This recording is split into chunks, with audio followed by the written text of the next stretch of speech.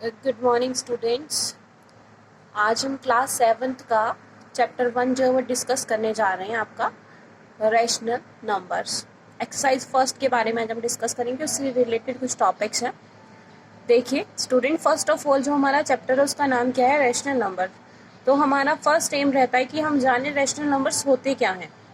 Rational number, ध्यान दीजिए, rational number, a number which can be written in the form of p by q where q is not equals to 0 is called a rational number। एक ऐसा number जिसको हम p upon q की form में लिख सकते हैं, जहां पर q जो है 0 के इक्वल नहीं होगा, हम उसको रैशनल नंबर कहते हैं। स्टूडेंट्स, जो ये q है हमारा, इसको हम बोलते हैं डिनोमिनेटर, और जो ये अबव टर्म होती है हम इसको बोलते हैं numerator, and the lowest term is called denominator. For example, 2/5, 3/9, etc. These are the example of rational numbers। जो सबसे ज्यादा जो जनरल क्वेश्चन पूछा जाता है आपका, वही पूछा जाता है कि क्या is 0 is a rational number, क्या 0 आपका एक रैशनल नंबर है। If your answer is yes then why and explain it. अगर है तो क्यों है, एक्सप्लेन कीजिए, एक्सप्लेन हमें इसको करना होगा। तो स्टूडेंट्स, मैं आपको बता देती हूँ कि 0 आपका एक रैशनल नंबर होगा, because 0 can be express in the form of p upon q। 0 को हम लोग लिख सकते हैं p अपॉन q की फॉर्म में, जैसे कि 0/1, 0/2, 0/3, 0/4, 0/5। तो इस तरीके से हम इसको लिख सकते हैं, इसलिए 0 क्या होगा, हमारे पास एक रैशनल नंबर होता है। क्लियर हो गया। नेक्स्ट अब हम बात करते हैं, जो इन्होंने क्वेश्चन आस्क किया है वो हमसे ये पूछा गया है, which of the following are fractions. इनमें से फ्रैक्शन कौन से हैं। तो स्टूडेंट, मैं आपको पहले इस बता देती हूँ कि ये जो फ्रैक्शन वाला क्वेश्चन है कि फ्रैक्शन कौन कौन से हैं, इनसे बेटर एक और चीज़ आपको पता होनी चाहिए कि हमारा यदि न्यूमरेटर में और माइनस आ रहा है तो उसको फ्रैक्शन में हम काउंट कर सकते हैं, लेकिन यदि हमारा डिनोमिनेटर में माइनस आ रहा है तो हम उसको फ्रैक्शन में काउंट नहीं करते।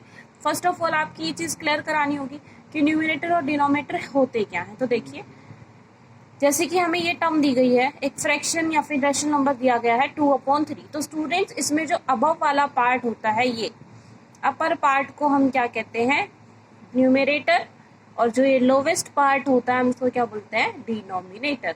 अबव पार्ट को बोलेंगे न्यूमरेटर और नीचे वाले को डिनोमिनेटर।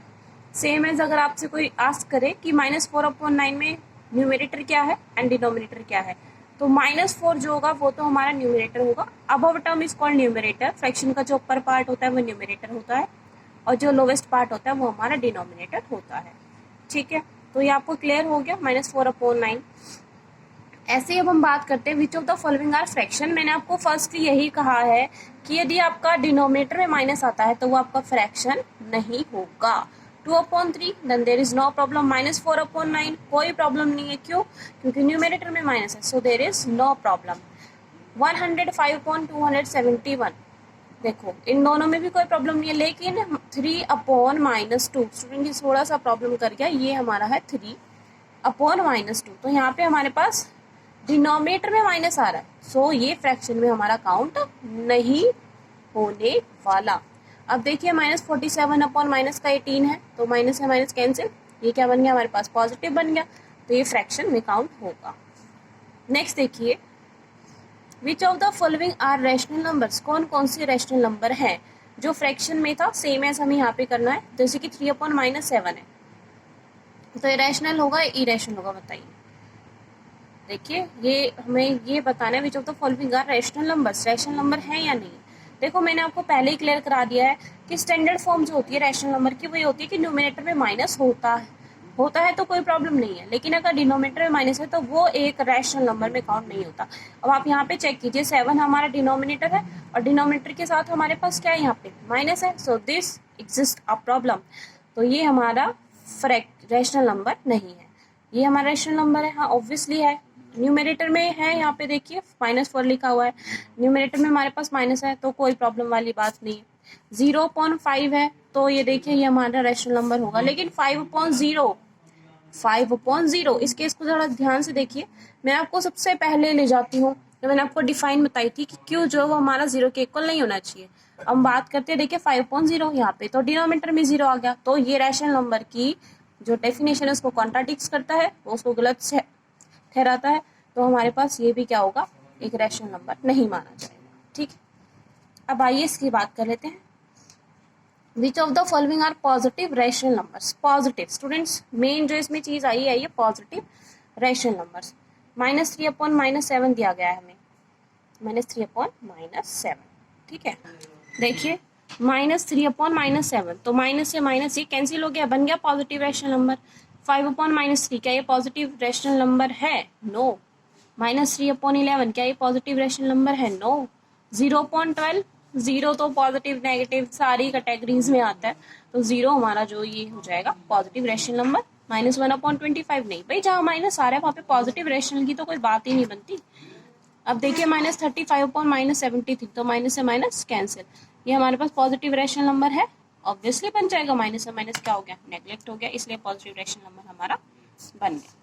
क्लियर हो गया है? चलिए आइए अब नेक्स्ट टॉपिक की हम लोग बात करते हैं।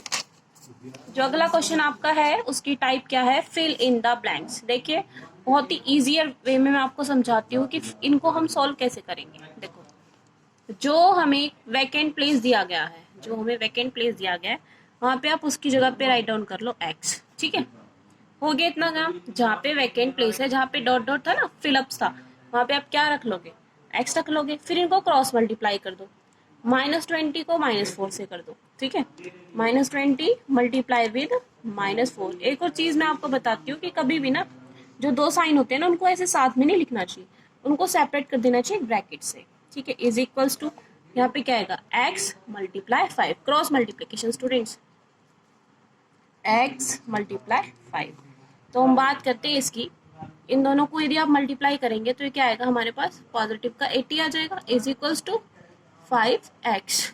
ठीक है, तो अब इसको कैसे सॉल्व करा जाएगा? x इज इक्वल्स टू 80, और ये 5 हमारे पास कहाँ है? यहाँ पे मल्टीप्लाई में, इधर जाके कहाँ जाएगा? डिवाइड में। तो ये कितने पे क्या हमारा? 16 पे चला जाएगा। x इसके इक्वल आ जाएगा हमारे पास 16 के इक्वल आ जाएगा। सो आप यहाँ पे अपने वैकेंट प्लेस पर क्या फिल कर सकते हैं? 16। क्लियर हो गया? अब हम बात करते हैं अगला जो क्वेश्चन है आपका, which of the following are equivalent numbers, rational numbers. ठीक है, ये by mistake, which of the following are equivalent rational number. कौन कौन सी इक्विवेलेंट रैशनल नंबर है? तो इक्विवेलेंट रैशनल नंबर्स को आइडेंटिफाई करने के लिए बहुत ही इजियर मेथड है, आप दोनों का क्रॉस मल्टीप्लीकेशन कर दीजिए। लिखिएगा by cross multiplication we get, अगर दोनों इक्वल आते हैं तो इक्विवेलेंट है, अदरवाइज नहीं है। देखिए 14 की किससे मल्टीप्लाई हो जाएगी स्टूडेंट्स? 3 से। और 12 को किससे? देखो 14 तो 3 से, और 12 किससे हो जाएगा? 5 से, है ना। 14 3 जा 42 एंड 12 5 जा 60। Are they equal? yes or no? Answer is obviously no. So these are not equal, so they are not equivalent rational numbers. इतना टॉपिक आज आप रीड कीजिएगा रैशनल नंबर्स के बारे में। थैंक